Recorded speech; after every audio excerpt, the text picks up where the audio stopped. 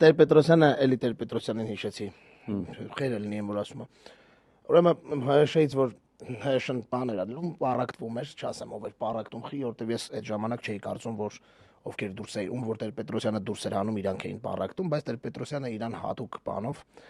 առոգանությամբ ՀՀՇ-ի համագումարի ժամանակ հանել էր երթեն այն մարդկանց, ում որ ուզում էր հաներ, Արարատ, Զուրաբյան, Խաչատուր Քոքոբելյան, մի խոսքով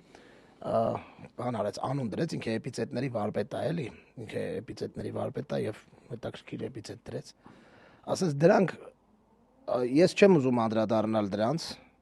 քանի որ դրանց համարում եմ մանր վնասարարներ։ Մանր վնասարարություն է, էլի։ Իրականում էլի այդ մանր վնասարարությունը։ Հիմնական տայք ախպեր։